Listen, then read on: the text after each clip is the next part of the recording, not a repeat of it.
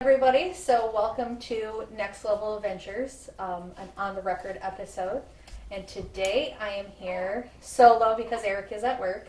I'm here solo with a special guest, my cousin Geena, and her very cute baby, Henry. Yeah, don't mind the grunty. Yeah. He's grunty. Yeah, it happens. So today we are going to talk about an album that Geena has picked from Eric and I's collection. And today she has chose System of a Down's Toxicity. So Geena, tell me a little bit of why you chose this album. My mother would jam to this CD in her car, to and from town, as loud as she could, as loud as I would let her make it because it was too loud in the car. And Right. then she would just say that I had to stay home because she liked her songs. Right. And so I just remember going in town with her, and this was one of her very many. I know Linkin Park was a lot of her other favorites, but this was one that really stood out. That especially Toxicity and Aerials on here were two of the very popular songs I remember listening to with her. Yeah. And if it wasn't in the car, it was at home on the stereo. So. Right. Right. So then, being that it reminds you of your mom, so it's kind of like a nice piece of your childhood, Mhm. when you hear it, you're A like, big oh. chunk, yeah. Yeah. Mhm. Like, I remember, because I even, remember, like, the song, what song is it? Psycho. Mhm. When Macy, being little, Yeah. doing the psycho, propane, cocaine, crazy, I'm like, you're 5. Yeah, yeah. But- I didn't know that. Yeah. Yeah. Which I thought it was cute, but at the same Right. time, it's like, that's Appropriate. Yeah.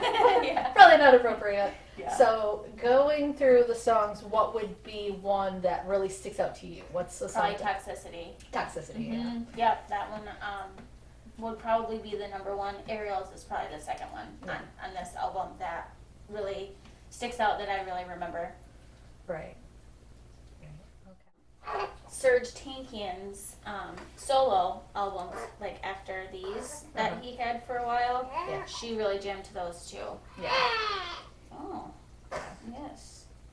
I wonder if your mom ever knew about Scars on Broadway, because Darren, the guitarist, Mhm. he had his own side band, like when System of a Down was still active, because it was right after Mesmerize and Hypnotize came out. The Scars on Broadway came out, and they actually just had another album come out. What was it, last year or the year before? So I wonder if your mom. I don't know. I Or don't knows feel anything like about that doesn't sound familiar to me, so I don't know if I just didn't know it, and that was after I had moved out that she listened to that stuff, or if she just didn't know about it. I don't know. Right. Right. Okay. So, is this an album that in the future you would also pass down to your kids as Oh, yeah. well? Oh yeah. Yeah. Yeah. Oh yeah, for sure. Yeah. Just like my parents and James Taylor with me. Right. Like, I would still pass that down to my boys because I still listen to James Taylor, and I used to sing James Taylor to Jack when I'd rock him at night. Like, Right. and and he's still relevant. He's still making music and things like that. So, Right. yeah, I would absolutely not in a heartbeat. And they would call it oldies, like Oh. Yeah. No, actually, this album is turning 20 years old this year. Is it really? In September, this album turns, because it came out, what was it, a couple days before 9/11 happened. And that's why, yeah. And, Yeah, 2001. yep, and Chop Suey actually got, like, heavily, like, edited, I guess. Like, a lot of places quit playing it because, basically, the song was originally called Suicide, so it was like, this kind of sketchy, we're not going to play this. We can't have that out. So, yeah, that actually got, kind of... See, I didn't know that it was originally called Suicide. Yeah. Didn't know That, if you listen to when it first starts, he says, we're rolling suicide, and then it goes into the song. Okay. So that's what it was originally called. I didn't know that. Yes. Okay. Yeah. But in 01, I was in 3rd grade. So, Yeah. you You were little. Yeah, you wouldn't... Huh, I wouldn't have known that. Yeah. Interesting. That makes sense though why they wouldn't, they'd be like, no. Yeah. Right. And a lot of what they were, like, obviously they swear in some of their songs. Right. But it's like the message that they were coming up with is like, it was very Rage Against the Machine. It was like, Very. you know, we're against the government doing this, blah, blah, blah. But then some of it was just like nonsense to us, but like as Serge wrote it, it had a meaning And then somewhere listening along to the way. it now, you're like, oh, Oh, right. that's why it's, that's what that means. Yeah, Or, exactly. because I feel like Serge Tankian was very, like, articulate. Mhm. I mean, he's very smart. He's very smart. Yeah. And so, like, I feel like with his lyrics, he would use some of the bigger words. Mhm. And, as I was younger, I didn't know what half those words meant. And then as I got older, I was like, oh. Yeah.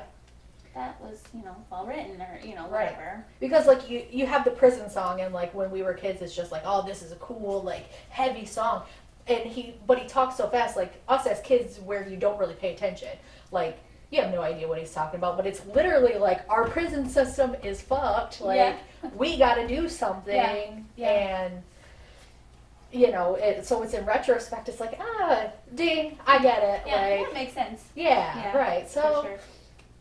Yeah, it's very interesting, especially the way that System of a Down has always written their music. Like I was saying, like half of it, like straight up what he's talking about. Like obviously, like not on this album, but BYOB is like, why don't presidents fight the war? Why do we always send the poor? Like what he was talking about there. But then it's like you have songs like. And again, it's not even on this album, but like IEA, IAIO. Mm-hmm. What does that even mean? Right. When all the words are like, and it's like a rap song, and meeting John Dale Jr., wink an eye, point a finger. Like, it's literally about him meeting, who was it? I can't remember who it was, but it was a celebrity. And he's like, I saw him in public and he did finger guns and winked at me. It's like, wow, real deep there, bud, And they had fun with it. And they were catchy, and it paid off for them. Well, it worked for him. Exactly. I got them where they're at now. Exactly. So. I don't, yeah. Interesting. All right. Well, that has been our chat about System of a Down's Toxicity. If you want to check this album out, of course, you can find it on all streaming services. We have it on vinyl. There's many, many, many pressings of it that you can find out there. And I also want to thank my cousin Geena for coming out and doing this episode with me. And Henry, thank you for holding out too. I know it's been tough for you, man. It's hard being a 3-week-old baby. Yes. Thank you for watching, everybody. We'll see you next time.